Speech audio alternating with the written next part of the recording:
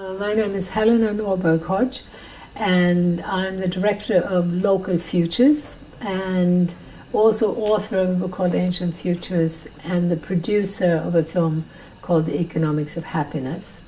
And I've been promoting what I've been calling decentralization or localization for almost 40 years.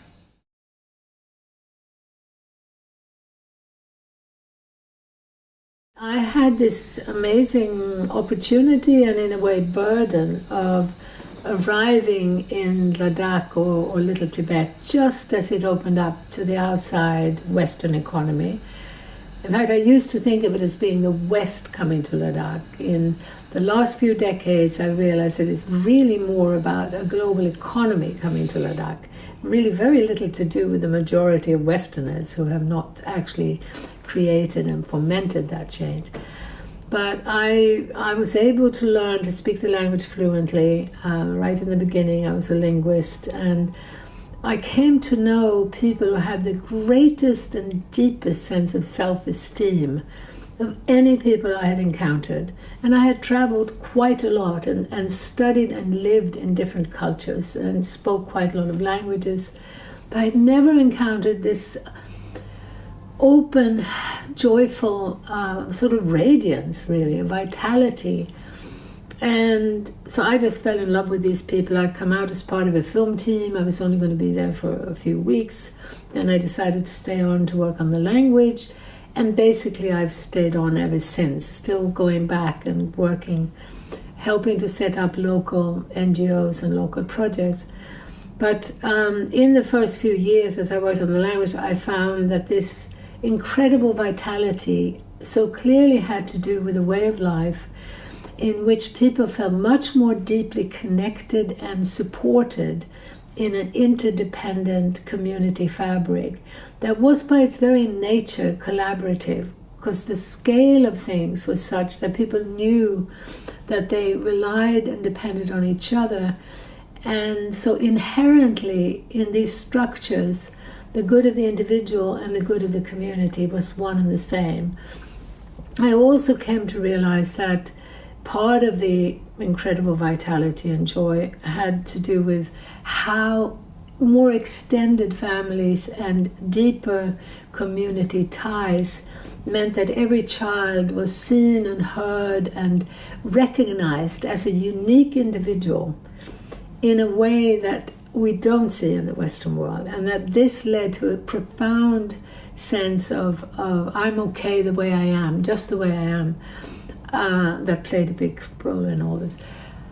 Also, what was clear was that this sense of connection and communion with others was also communion with the animals and the plants, and that children grew up very much in relationship to these with a lot of knowledge about how to use them and a whole range of skills, so that the multiple skills was another aspect, I think, to the way of life that led to such a positive sense of well-being. And then, of course, what I also saw was that they had been sustaining life in a very simple way. It was what we call a subsistence economy for literally thousands of years. And even though it wasn't perfect and in no way perfect, it was still vastly more sustainable than what happened when modern development and what we call growth, what we call progress, suddenly came into Ladakh. And it came in the form of what became, very clearly subsidized infrastructure, subsidized trade, subsidized transport. And this mega scale provided the opportunity for big businesses to deliver products locally for half the price of local products. So in a very short period, it destroyed the production and also the jobs, the work that people had, the workplaces that they'd had for generations. So I actually witnessed the creation of unemployment, the creation of a type of poverty that had not existed. It was nothing like the poverty that we see in most of the so-called third world, or even the poverty we see within the West. Because really, there had not been hunger, there had not been unemployment, nor had there been the type of pollution that these new developments brought. It was very clear that this new way of doing things was based on fossil fuels, and, as I say, heavily subsidized fossil fuels. So after a relatively short period, it was so obviously polluting, unsustainable, creating unemployment. So I started writing to the government, and I was able to start some projects to develop and demonstrate renewable, decentralized renewable energy as an alternative to this system, and that's what has developed and what we've been working on for many years. But I think the understanding of how this growth economy works, and that it's taken on a form which we actually tend to view as evolutionary. We have a tendency in our Western cultures not to see it as a consequence of planning. It's a planning for economic development that is transforming life worldwide, and that we are actually on this disastrous path where this planning is actually one that takes us further and further and further away from our profound human needs for community and connection to nature, but also that's taking us down a path where we are literally extinguishing species as we speak. We're extinguishing languages and cultures along with that. And now in the Western world, the tremendous insecurity that young people are having to face, where you have a combination of jobs, the jobs that are there, being concentrated in fewer and fewer mega cities. And in those mega cities, quite logically, the house prices escalate. And we're not just talking about Sydney or New York, we're talking about Beijing, Delhi, Mumbai.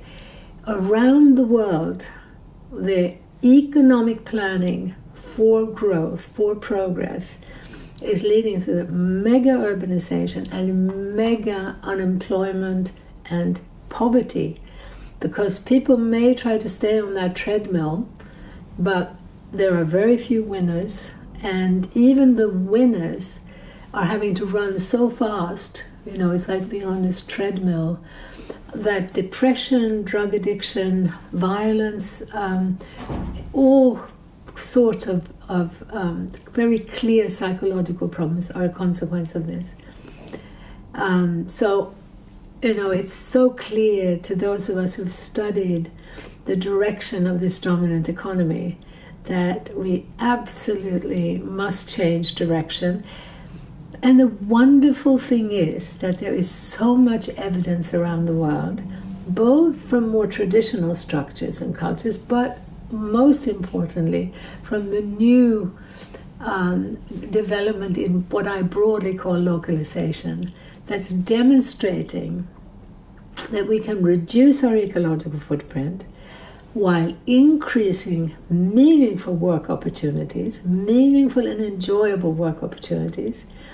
We can restore a form of democracy where we really do have some say over our own future, while actually increasing the productivity from the land, because small-scale, diversified production, especially in farming, forestry, and fishery, and all primary production, requires diversified, job-rich approaches, as opposed to vast monocultures using more and more fossil fuel technology.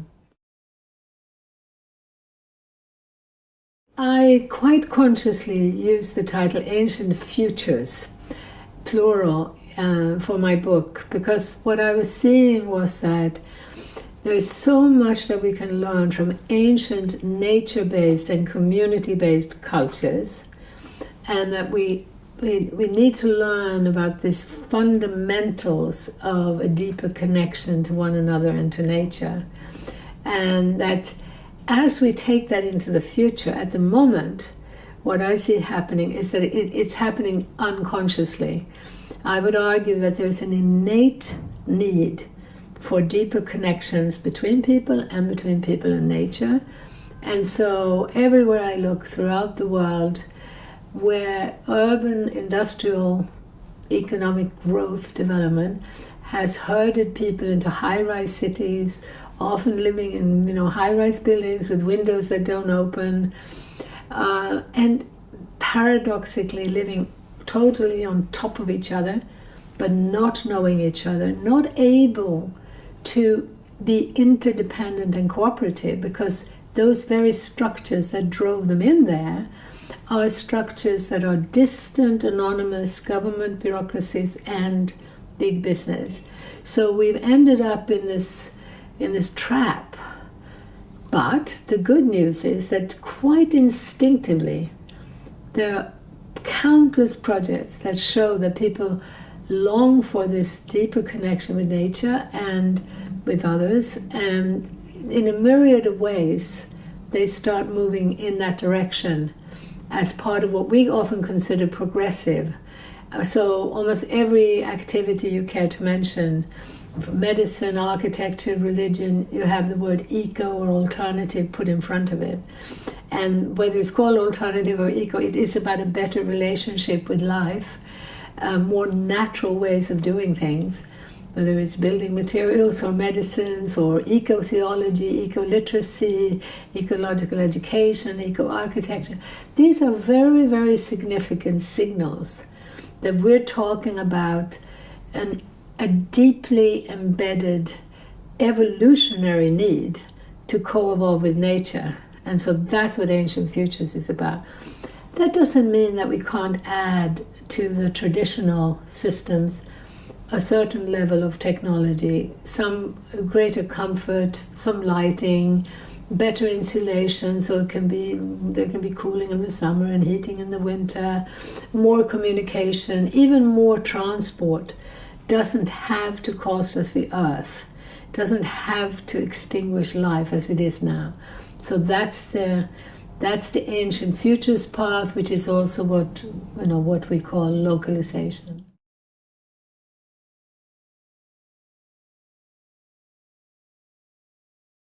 Well, I think it's very tragic that in the world today, modernity and development is so closely affiliated with technological change, and there's this sense that technology will change whatever.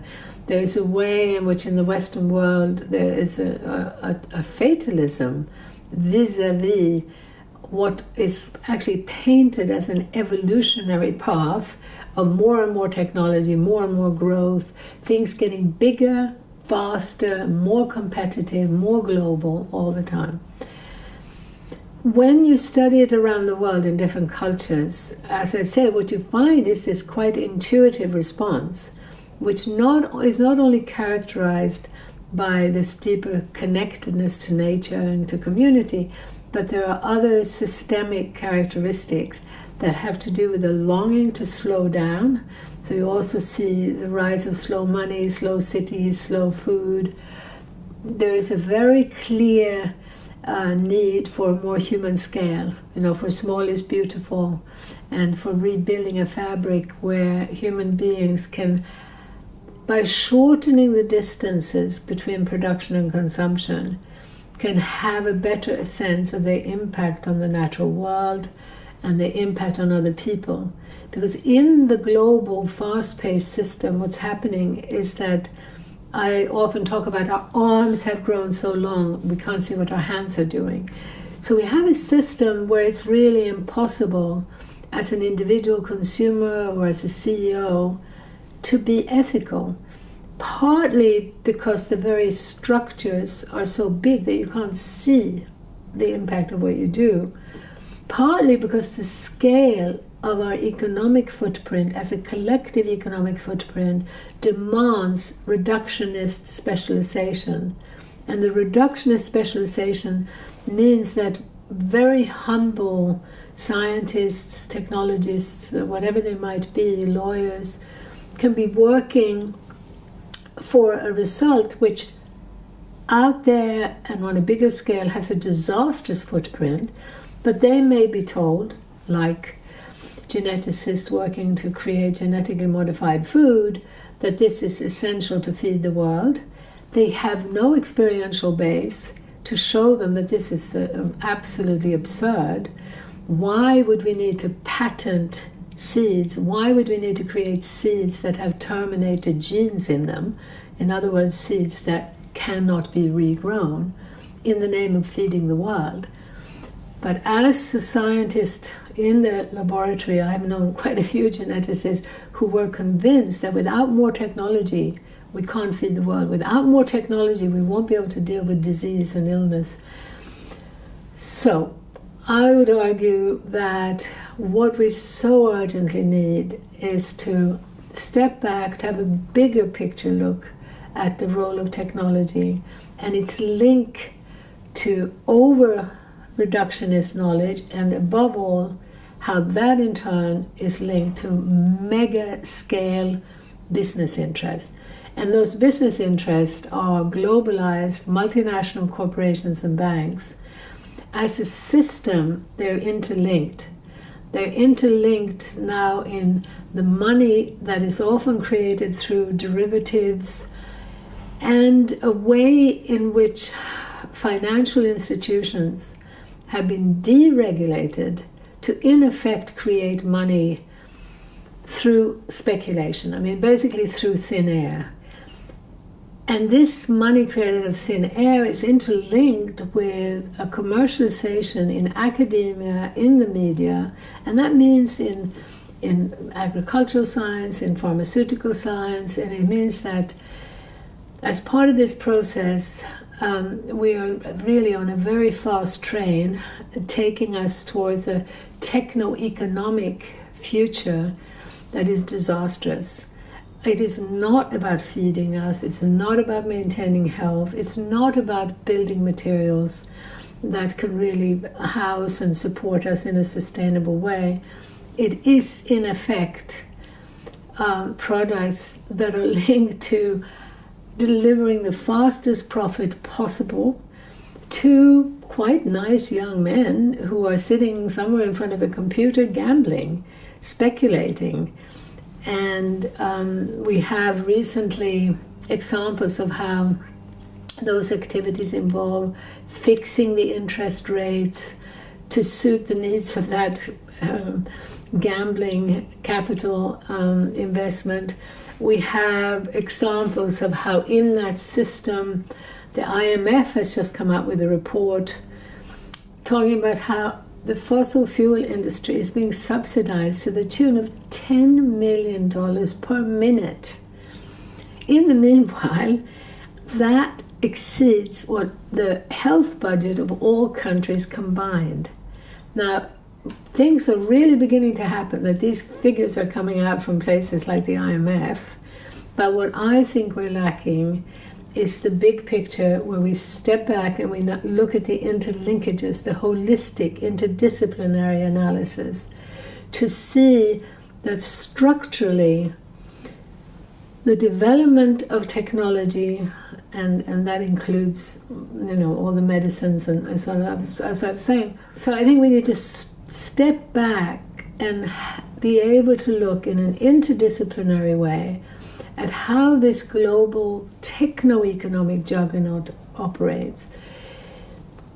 If we do, we will see that the major trajectory which has allowed for-profit multinational banks and businesses to gain so much power, to become so big, has been a process of deregulatory treaties, trade treaties, that have been going on ever since after the Great Depression and the setting up of the Bretton Woods institutions. When the IMF and the World Bank were set up, they also set up something called the GATT, the General Agreement on Tariffs and Trade. Now, a lot of people on the left who were extremely concerned already then about the power of multinational corporations didn't pay attention to these trade treaties, because in the media we'd hear countries are meeting to negotiate trade treaties. And of course, people want countries to agree, to collaborate. It was not spelled out that these trade treaties weren't really about relationships between countries. What they were about was the relationship between countries and multinational global banks and corporations, and that the process was one whereby there was an almost a structural machine-like pressure from big business that in order to get bigger, they had to become more global. They had to pressure governments to lower any tariffs or standards, environmental standards or minimum wages, so that they could operate more globally and earn more profit. That's what these treaties have been about. Right now, we stand at this threshold where the latest trade treaties in the form of the TPP, the Trans-Pacific Partnership, and the TTIP, the Transatlantic Trade and Investment Partnership, are taking the world in a direction where very explicitly countries are signing on to treaties that say explicitly that corporations and banks will be able to sue them if they do anything to impede their potential for making profit out of their countries. It is utterly insane. It is so anti-democratic. It is so against the interest of the governments, of the people, of the environment. And yet, because this process has been happening with very, very little understanding and awareness from either the grassroots or the governments, or I would say even inside the banks and corporations, I would say it's been a process on automatic pilot, aided and abetted by what we might call neoliberal think tanks that have had an absolute religious fervor about free trade and free markets, and they've done everything to push that agenda. So with this notion in many of the minds of those people has been that the only alternative is communism, and these top-heavy communist states were clearly disrespectful of human rights, they were anti-ecological, we don't want that, so this is the only way forward. Now we're standing at a point where it's becoming very clear that we have a type of multinational fascism, a top-down system that can be very, very similar to fascism. It's becoming incredibly intolerant of dissenting voices. It is so dominant, it is so monocultural that the closest thing to it is both fascism and communism. And the treaties that have these clauses, they're called ISDS clauses, investor-state dispute settlement clauses, where it's explicitly spelled out, we have the right to sue you. So countries are signing here, yes, please, go ahead and sue us. And already now, a Swedish nuclear power company, I'm originally from Sweden, and we voted in a majority against nuclear power. But government said, okay, we'll wait, and we still have it. And we have powerful nuclear power companies like Waterfall, which is now suing Germany for 3.7 billion euros because Germany decided after Fukushima to phase out nuclear power. And this type of suing has been going on, but it's accelerating. So, as many people may know, Philip Morris has sued Australia for their cigarette packaging. But what I only found out the other day, having studied the impact of these trade treaties and this bullying on the part of big corporations, I didn't know that these cigarette companies have been going after tiny countries like Togo and saying, you let us market cigarettes to your 10-year-olds and make them look attractive, or we will sue you. Hundreds of millions. France has been sued for increasing its minimum wage. I mean, it really is something that I am convinced the majority of people would not want to see happen. But the key is, how can we get the information out? Because the media is also locked into they are giant corporations, and they are blindly. I really think it's almost like a machine. It's the best way to understand it. It's not about a few Rockefellers and a little group of men with fat cigars in a dark room. We're talking about this systemic interaction between over-specialized, narrow, too localized knowledge linked into a global, too large system of giant businesses that are simply too big. So let's not think of it as good guys and bad guys, and let's not believe for a minute that the way we'll change it is by getting some good guys to go into those large structures. Let's look systemically at how we can shift towards smaller structures with more holistic knowledge underpinnings, and that really is the localizing path. And part of that will require highlighting the already very rich fabric of experiments and examples at the local level where supporting a more diversified, more adapted, locally adapted ways of doing things are showing that not only can we feed the world that way, but it's the only way that we're going to be able to feed the world. You know, YASTAD, you know about YASTAD, the International Assessment, the International Assessment of Agricultural Science and Technology for Development. Big study commissioned by the World Bank and the UN. It involved something like 400 scientists and farmers from around the world, about 63 countries, I think 3-year study. When the results came out, it was buried because the results were, as the head of the study said, Robert Watson was his name, if we allow the green revolution, industrial methods to continue, we'll be living on a planet no one wants to inhabit. It was a very clear message that this industrial, monocultural, large-scale production cannot feed the world, and that it is the major contributor both to climate change and to toxic pollution worldwide. Clear message that we need more diversity, we need more localized system, we need to support the small. More recently, an UNCTAD study, United Nations Commission on Trade and Development, came out with a study that was even stronger, that warned about the trade treaty direction and supported more localized, diversified systems. So, part of, from my point of view, the key thing we need is to spread awareness. So it's just, let's get the films out. We've got to find a way of reaching people. And the key thing is to both shed light on the current path that government and big business are encouraging, primarily through ignorance, because we have not delivered on a silver platter a clear, spelled out, systemic analysis that shows the insanity of what they're doing.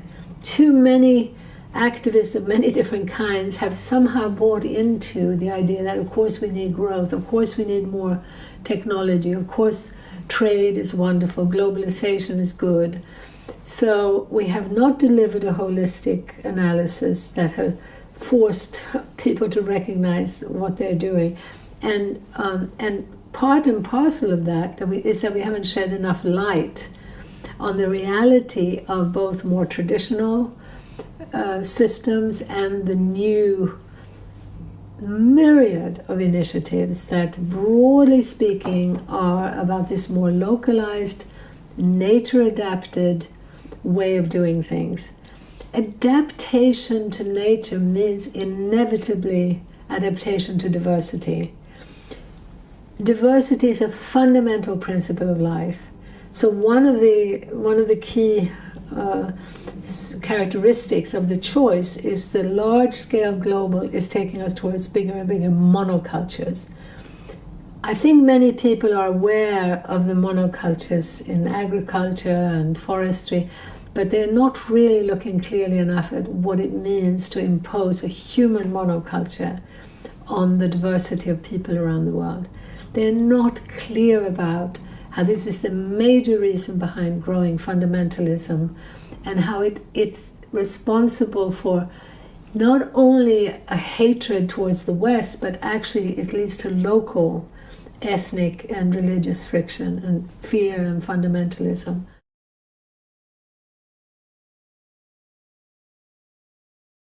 I think one of the things that's happening is that, particularly with the specter of climate change, there has been a sense that things are so urgent, we are threatened with extinction because of climate change, so therefore we've got to work with big business, and it's big business that can deliver the green technologies we need.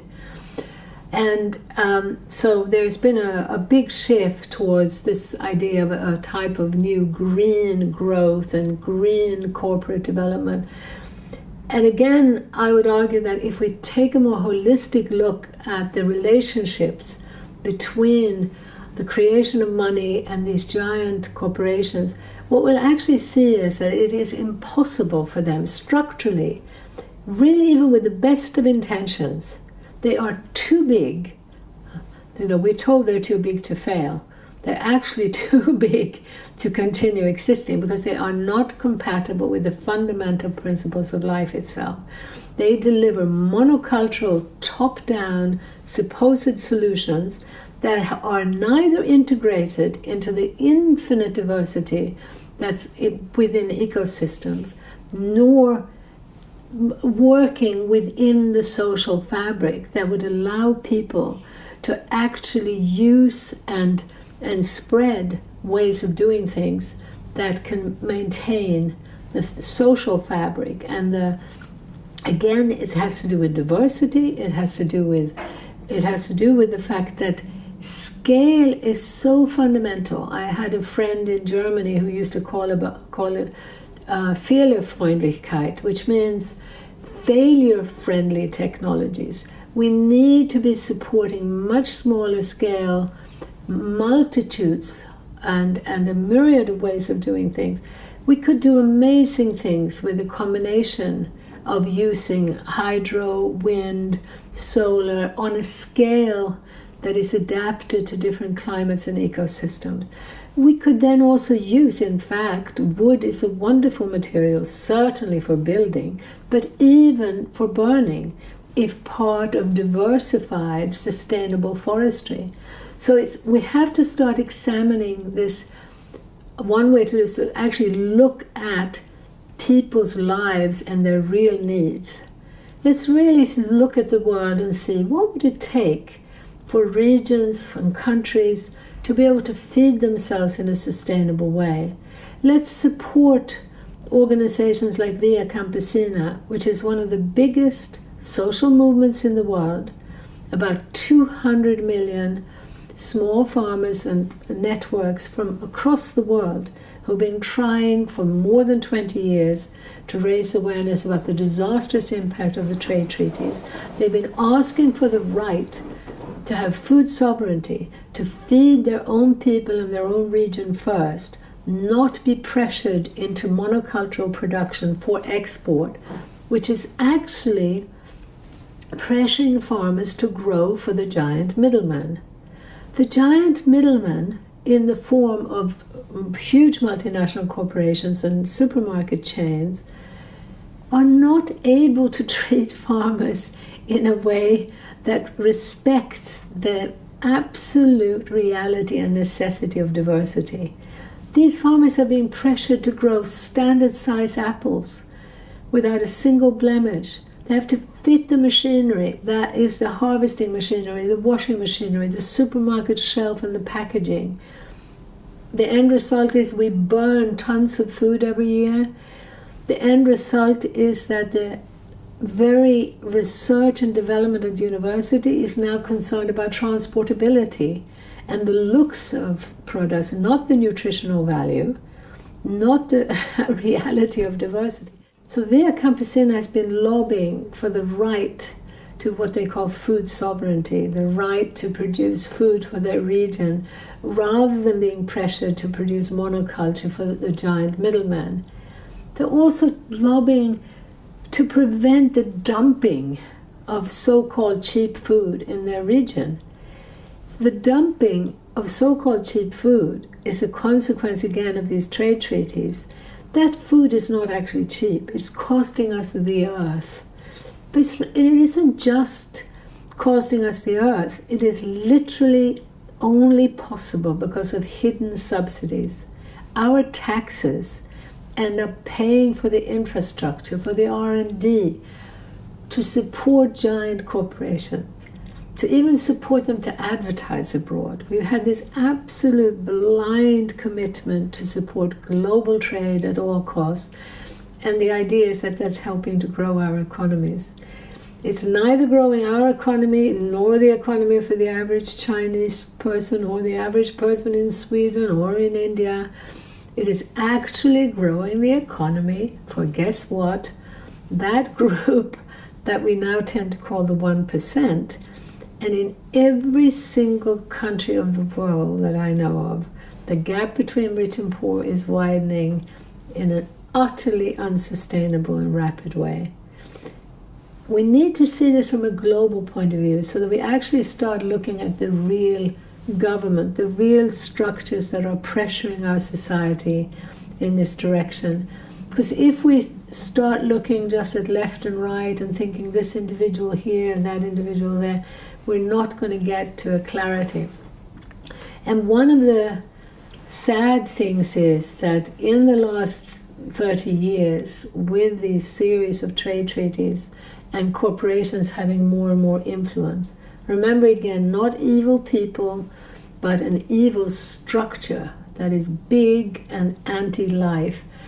These structures have so influenced our thinking that we've moved away from talking about what we can do collectively.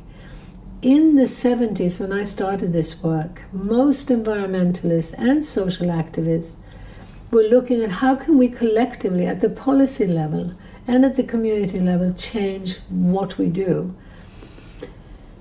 Through some very well-intentioned people, like Maurice Strong, whom I know personally, what was brought in was corporations to help the world shift towards sustainability and sustainable development. What of course emerged is that as these corporations got involved in the environmental movement, the last thing they would see was their own shadow. So suddenly a discussion about limits to growth, small is beautiful, the call from Rachel Carson for much more interdisciplinary holistic knowledge suddenly disappeared. And now we were talking about biodiversity, about forestry, fishery. We were looking at symptoms. And what was very nicely packaged and sold was this idea of sustainable development.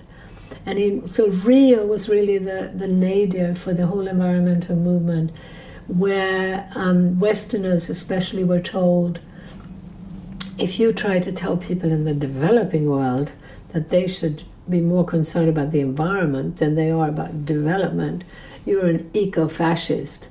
Because of course they need development. We don't need so much development in the West. As it happens, that message came at the same time that these giant multinational corporations were moving into the so-called third world to do most production. The industries were leaving, searching the globe for the cheapest labor.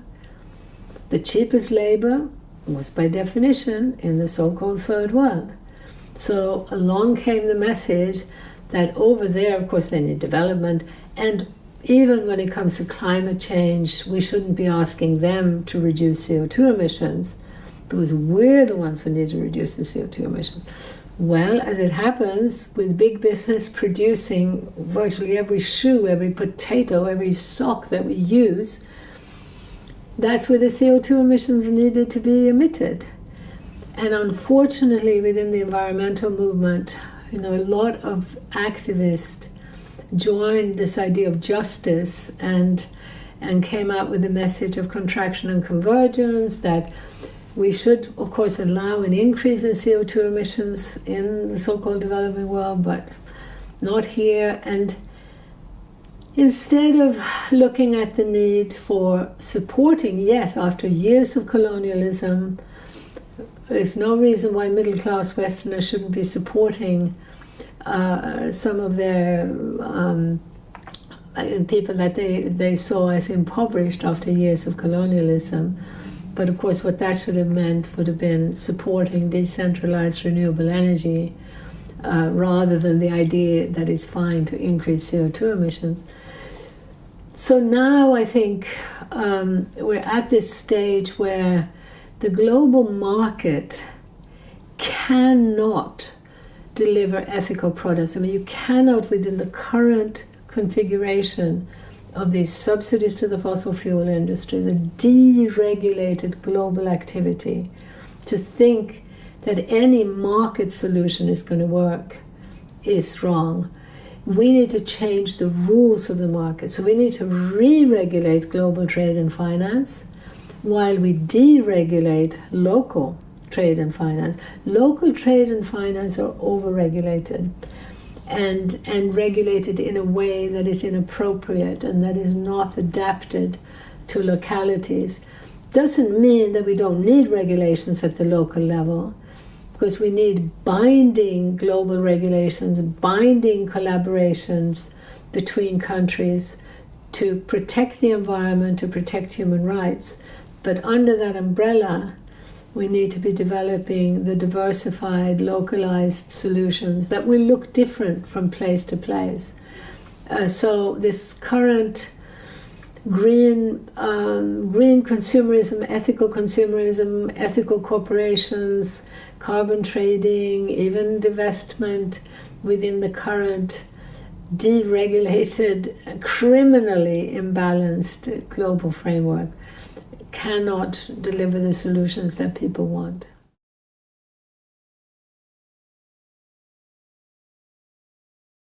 I could use the term economics of happiness to basically describe the economics of localization. And that's because the economics of localization are the economic structures that help to rebuild a sense of interdependence with other people and with the natural world around us. I've witnessed not only how traditional cultures like in Bhutan and Ladakh, how that sense of interdependence with the animals, with the plants, with the environment around you and with people around you was the foundation for much happier, healthier identities. Identities that were actually, because of security, so much more tolerant of diversity and difference.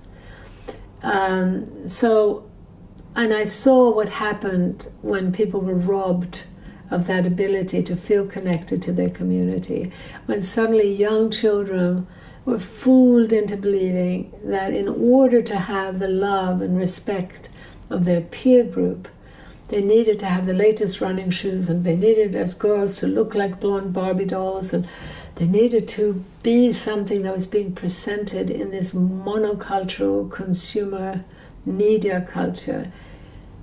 And nobody can live up to those images of perfection. So I've seen how being shaped by distant economic forces and imagery is so soul-destroying, so destructive of healthy identity.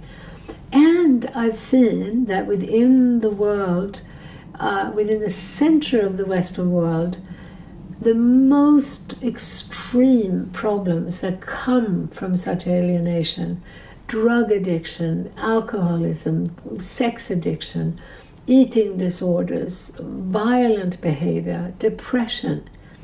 The key therapies that really work are therapies that rebuild a sense of community, connection to others, and the really successful ones also include a sense of spiritual connectedness to the cosmos, to nature.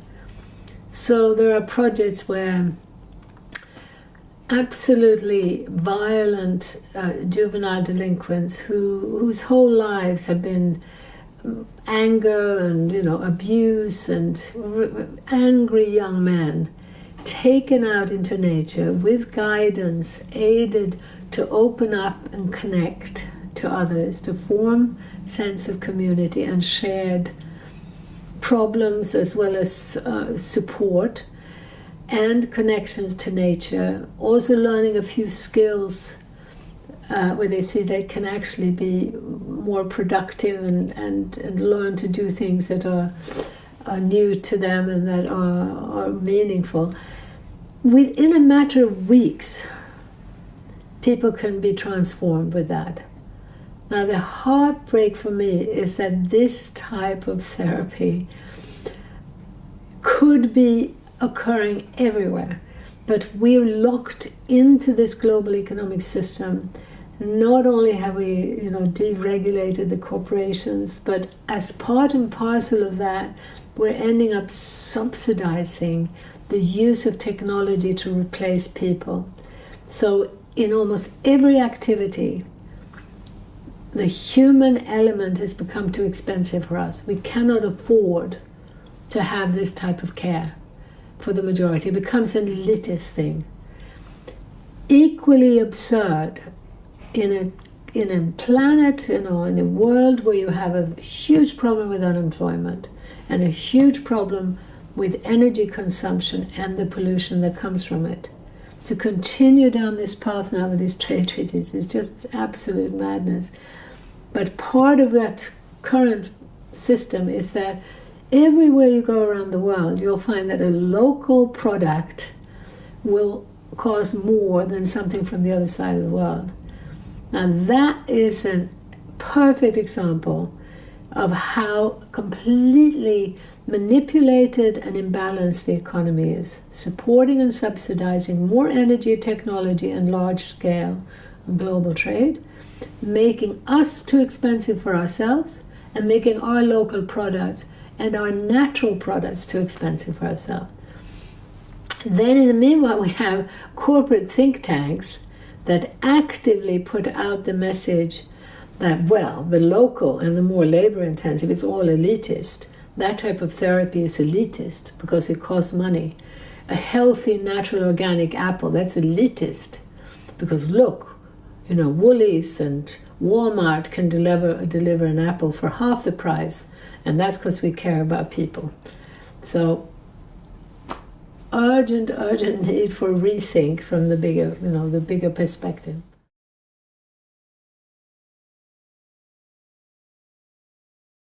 The silver lining to consuming less is actually consuming more of what we really want and what we really long for.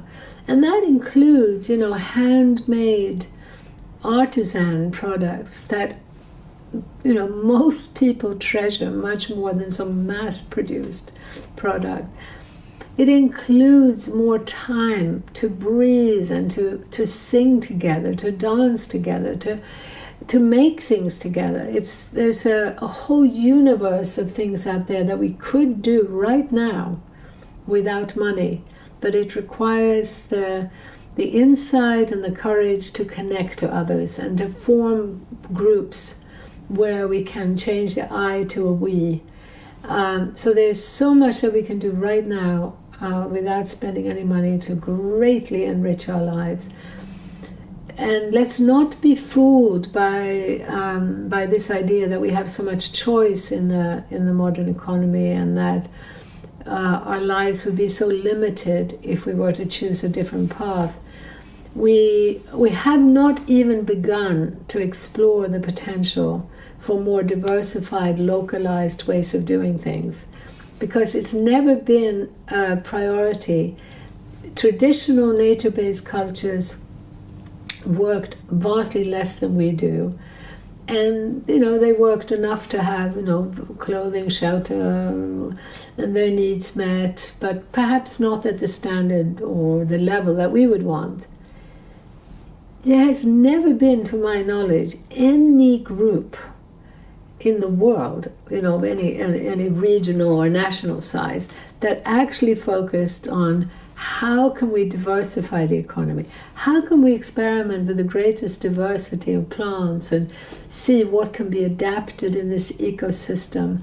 How can we use local materials to the greatest potential and use, with lots of people helping to build the houses, to grow the food, to make the clothing? We just are stuck in this idea that mass production is somehow more efficient, more egalitarian, and the idea that we're so much happier if we don't have to do anything. Now, another thing that is a clear source of depression is a lack of mobility and basically not getting enough exercise, a lack of creativity, of actually being able to use our hands and make things. And so again, a lot of the meaningful therapies that really work actually involve people in these products, in projects where they can start making things with their own hands. They also are very clearly linked to encouraging exercise as a way of countering depression. There are all kinds of studies now that show it's a major ingredient in reducing depression.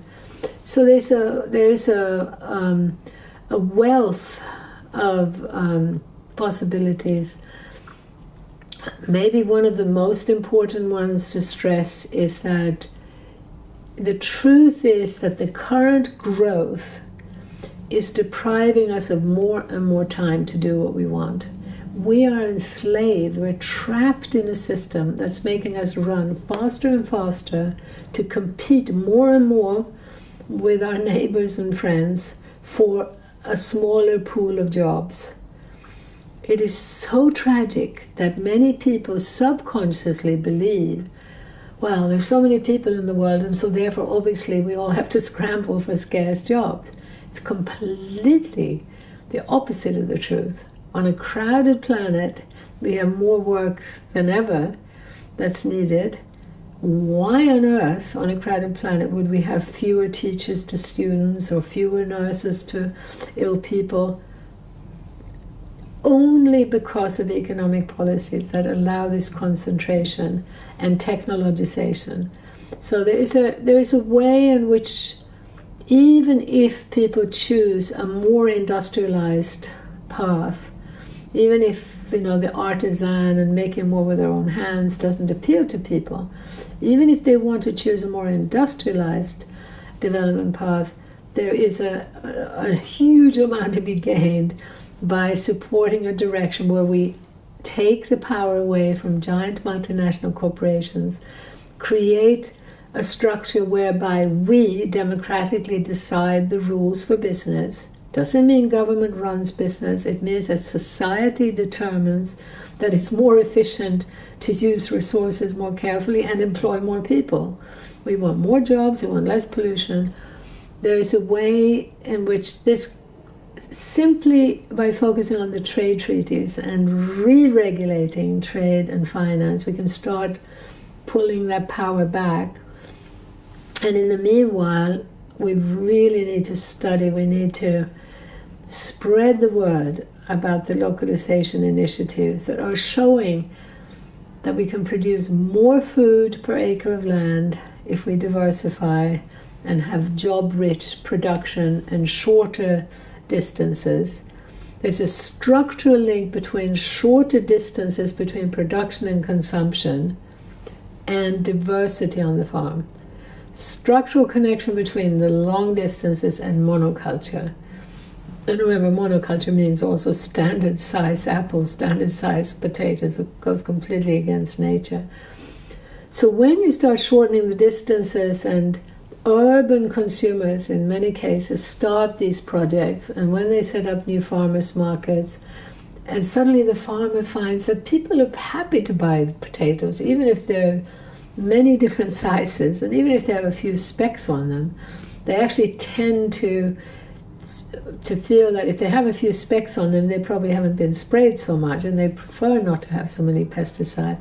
So there's this win-win strategy where the diversification and the more direct relationship between producers and consumers leads to higher productivity, not just more diversity agricultural biodiversity, but as the farming diversifies, you actually create more niches for wildlife. So you're actually shrinking the ecological footprint on many different dimensions. You're shortening distances, you need less packaging, so less plastic, far more possible to actually reuse containers, and that's another thing that's starting to happen. You're in the process starting to rebuild that interdependence between people, which we have seen in many communities reduce prejudice between right and left, between different ethnic groups, different religious groups. And by, of course, restoring the community or getting back to that sense of well-being and economics of happiness, you're really answering what is a deep human need, because that's how we evolved. It's coming back onto a track that would allow life to continue evolving, that would allow for real progress. The other path is suicidal. I mean, we are going to soon get to the point where localize or die, basically, because we cannot continue extinguishing species, cannot continue creating frustration, fundamentalism, terror. We cannot continue so blatantly destroying any form of democracy. You know, things are going to change, and I think we'll see, that people are waking up very, very rapidly to the benefits of localization.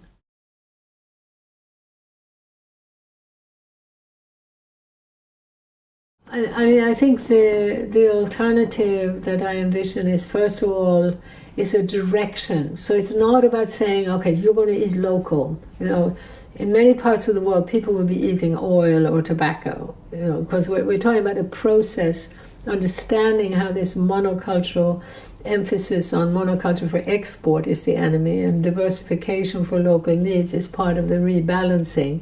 It's not about eliminating trade, and there's no absolute about the distances, but we need to start that journey. And equally, it's not about some kind of local purity right now. If you're not only eating local, if you're not only buying local products, let's remember that we've got to shift those subsidies, because for many people, the local and the organic and the healthy is not affordable. So we need to make the honest, real economy such that everywhere in the world, an apple that's traveled 1 mile is going to cost less than an apple that's traveled 10,000 miles. Right now it's the opposite, because of the manipulation that subsidizes the Walmarts and the Woolies. So how to get from here to there, first requires awareness campaigns. So I see education as activism, as one of the most important things. And there, I think that a lot of people have lost interest in politics. And I think it's because they weren't actually looking at the real government, the de facto government by interlinked corporations and banks. So they were looking at this, basically a type of theater between left and right. And they become so disillusioned now that many people have said, well, forget about politics, let's just turn to the local and do what we can in the local area. But I think that we'll see that change would come about much faster if we started identifying that real economic system that is the real government behind the scenes, and started articulating clearly why it is the main reason behind global warming, the main reason behind violence, unemployment, loss of democracy, and identifying very clearly that these trade treaties need to be halted, and then starting a process of bringing the power back. Now that process would so clearly need to involve the community, local government, non-profit, social environmental movements as very much part of that discussion.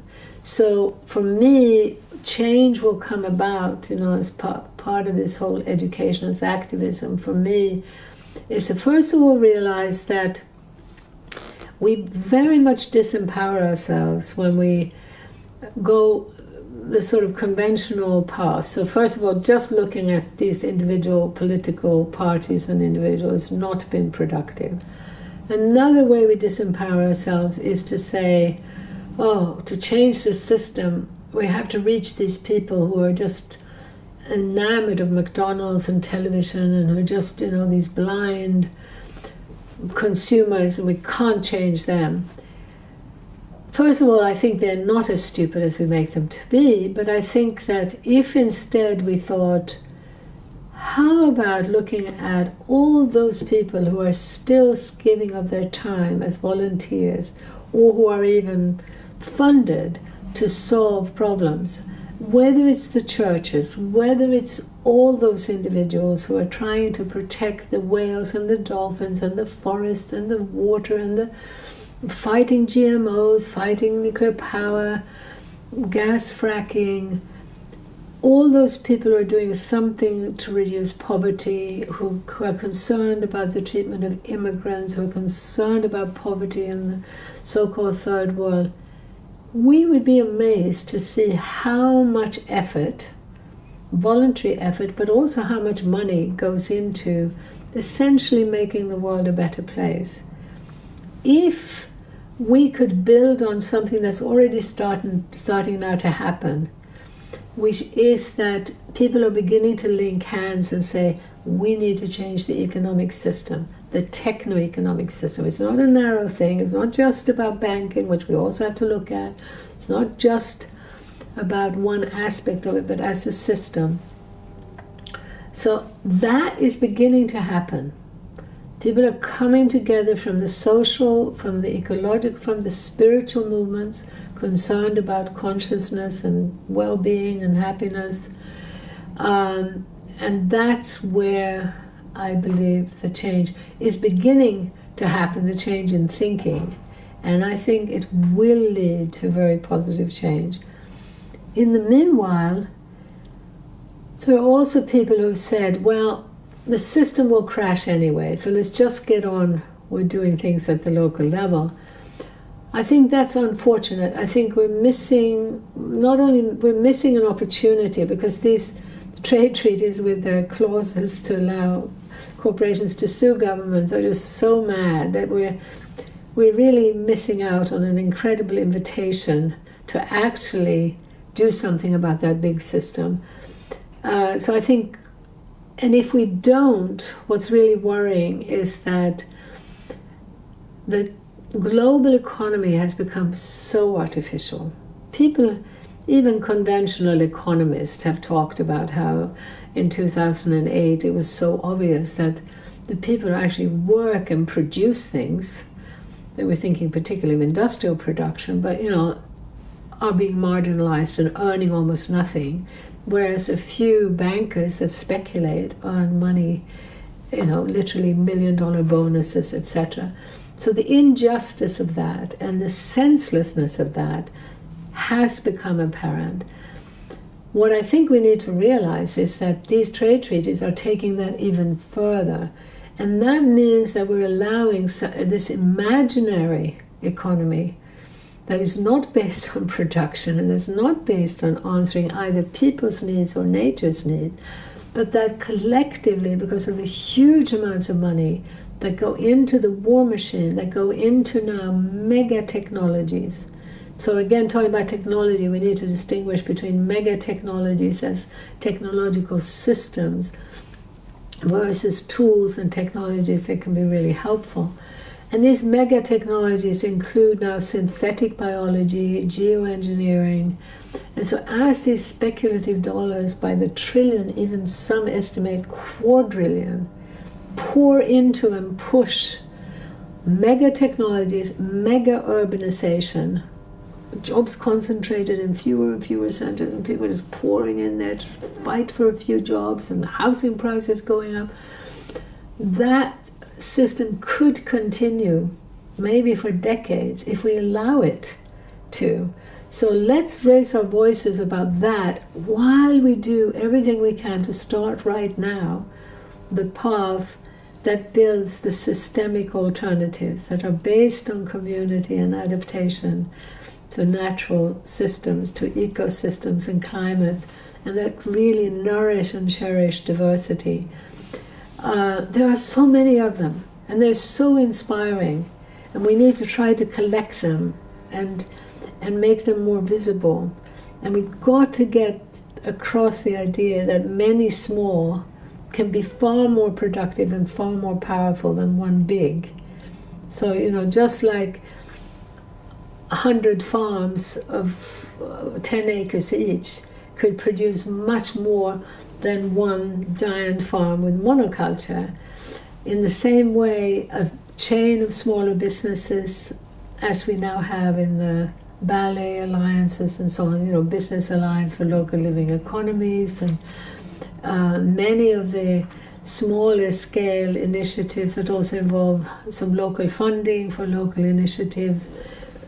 So, they're making more visible this myriad of examples that demonstrate that we can have, at one and the same time, greater productivity, more meaningful work, more community, more real democracy, because we have more real power over our lives.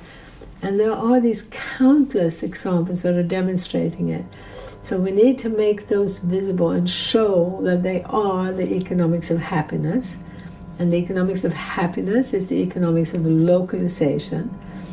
And another way to talk about the happiness is to call it the economics of human as well as ecological well-being.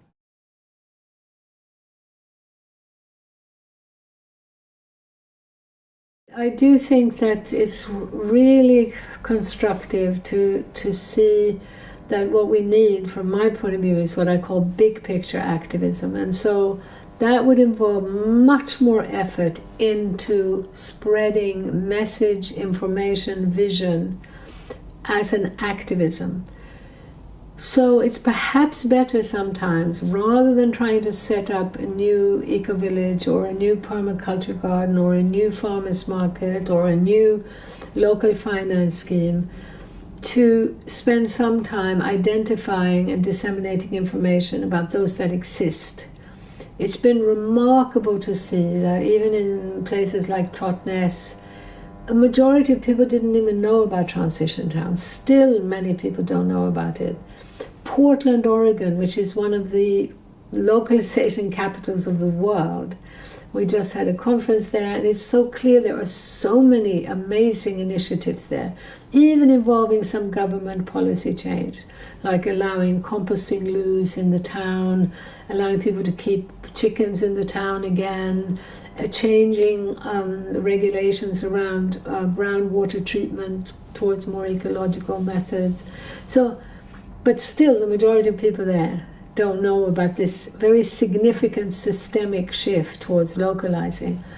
So I think there's this huge need to get the big picture out, and that big picture needs to include what we call resistance as well as renewal. So it is, I think, unfortunate that you have some people who will have spent a lot of time, critiquing. Often I feel in too narrow a way. It wasn't a systemic, interdisciplinary, critique of the system. And that means it can often be focused on just one corporation or on certain individuals or on one aspect. And that doesn't really help us, I think, to see clearly how the systemic shift can be so beneficial. And by not being holistic, what we end up doing is fueling what the proponents of this blind free market ideology propose. And that is, we end up fragmenting ourselves, because we end up, by arguing for green, we alienate people who have not seen that the reason the green products are more expensive is because their taxes are subsidizing them. And so we often, but without bringing together a bigger picture of how both people and the environment are suffering, we end up feeding right into the system. So it's so important that we put out a more holistic message that can lead to the sort of collaboration that's beginning to happen between environmentalists and social activists coming together for a new system, for a new economy. Equally, if we only critique the current system, that's not quite enough either, because we need to make it very clear that there is another system. And the beauty of localization is that a key element is the respect for diversity. So in a sense, we're talking about a system that would end all systems, in the sense that the inherent in both communism, fascism, corporate capitalism is top-down large structures that don't respect diversity.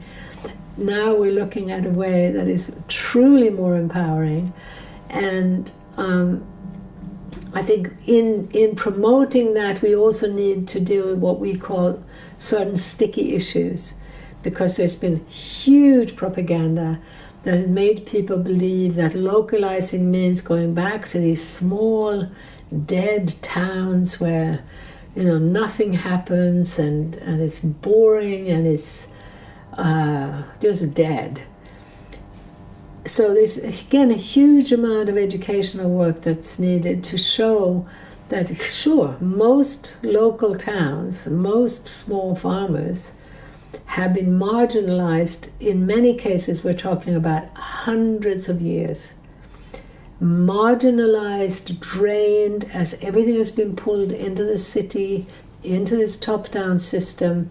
What's been left is outposts of marginalization.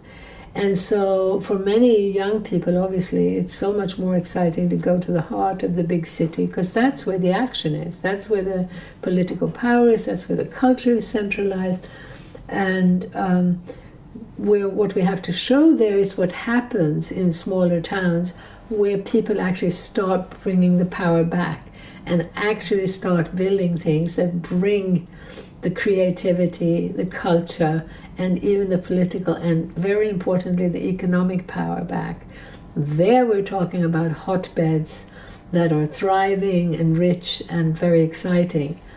But at the moment, they're not, the average small town or the average outpost, which, as I say, can often feel very marginal and very dead. In the old days, it was just so exciting, even in the tiniest village. And it was so clear in retrospect that it had so much to do with the fact that people in themselves felt so vital and so strong. There was this rich sense of humor. They had theater, the singing, the dancing, the music, building beautiful houses. There was this pride in their food. It was so vital and so exciting. And then as these developments drew people into the capital, made people feel that they were backward, primitive, and nobody, it's like the light goes out. The light goes out of people's eyes, and very, very clearly what happens is, as you destroy both self-esteem and self-reliance, you are creating a recipe for intolerance, for violence. I mean, it happened in both of those, both Bhutan and Ladakh, that Buddhists and Muslims in Ladakh, Hindus and Buddhists in Bhutan started literally killing each other. But it's this death of self-respect and self-reliance that then makes those places dead and drained of life. But as I say, I've seen, when we really see what the formula is for restoring self-esteem and self-reliance, which has to do with changing the I to a we. We've got to connect with others, and we've got to connect, with nature. Then you can see how it can be reversed. And I said also, with the most entrenched addictions and, human behavior that you would think is impossible to change, that this recipe works.